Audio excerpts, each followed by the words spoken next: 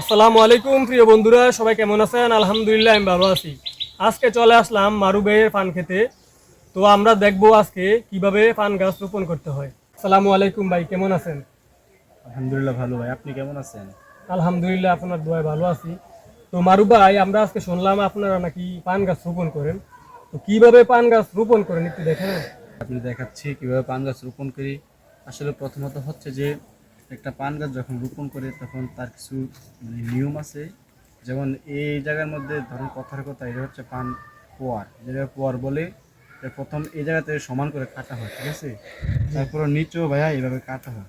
জি কাটার পরে যখন এরকম একটা থাকে জি, তখন এটা একটা মাটিতে অনেক একটু গাছ একটু কাছাকাছি ইয়ে আনো, করে। একটু দেখাই আমরা সবাইকে সবাইকে একটু দেখাই কিভাবে পান গাছ মাটির রোপণ নিচে করে। একটু এরকম ভাবে ইয়ে করার পর তখন এটা বসে সুন্দর মতন গাছটাকে শক্ত করে লাগিয়ে দেয়। তখন গাছটা লাগানোর পরে হুম, এখান থেকে গাছটা সারে আপনার ড্যাম বৃদ্ধি। সারে। জি যখন এই ড্যামটা সারে তখন একটু বড় হয় যখন ড্যামটা, তখন এই আপনার বাঁশের টাঙ্কি দিয়ে লাগানোর পর এটা সুন্দর মতন উলুচন দিয়ে বাইন্দা দিলে গাছটা অনেক বড় হয়। বড় হয়ে যায়। বন্ধুরা, আমরা আজকে পান খেতে এসে দেখতে পারলাম বা শিখতে পারলাম যে একটা পান গাছের যে লতাগুলো, এই যে দেখেন, এই লতাগুলো থেকে কি সুন্দর করে দুইটা গিরা তারা প্রথমে ভাঙে। দুইটা গিরা ভাঙার পরে কি করে, একটা গিরা নিচে মাটির মধ্যে ফুটে দেয়, আর একটা গিরা উপরে থাকে। তো হয়তো উপরের গিরার মধ্যে কুশি মেলে এবং আস্তে আস্তে ধীরে ধীরে গাছটা বড় হয়। তো ভাইয়া, আপনি যে পান গাছের পরিচর্যা করছেন, পান গাছটা যদি বড় হয়ে যায় তাহলে কি করেন? তো এইভাবে আমরা বানগুলা চাইরা দিয়ে এইভাবে আমরা নামাই দেই, নামাই দেওয়া সুন্দরভাবে এইভাবে পান কাজটারে এইভাবে আইনা দিয়া এখন আমরা এইভাবে বান দিয়ে দিই আর কি। কাজটা এর দূরে এটা আর কোনো কাজ ও নেই। মাই গড, খুব সুন্দর একটা প্রসেস দেখলাম। প্রিয় বন্ধুরা, এই যে পান গাছটা দেখলেন, এই পান গাছটা যদি বড় হয়ে যায় তাহলে ওরা কি করে, এই পান গাছটাকে খাটো করে দিয়ে নিচে নামিয়ে দিয়ে সুন্দর করে বেঁধে দেয়। তাহলে কি হয়, এই আবার এই পান গাছটা আস্তে আস্তে বড় হবে, পান ধরবে, পান ছিঁড়বে।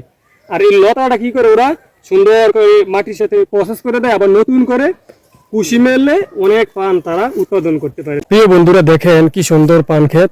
তো আপনারা চাইলেও এইভাবে চাষ করতে পারেন।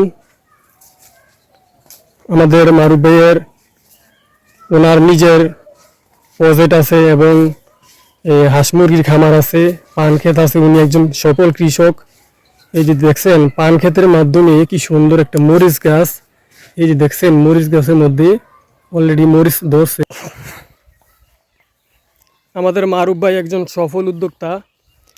মারুফ ভাই ধান চাষ করে, মাছের প্রজেক্ট, হাঁস মুরগি লালন পালন করে, গরু ছাগল, এবং ওনার নিজের পান ক্ষেত আছে, আপনারা দেখছেন। এই যে দেখেন ওনার প্রজেক্ট। তো এই প্রজেক্ট ফারে আমি গতকালকে এসে এই মরিচ পারছিলাম।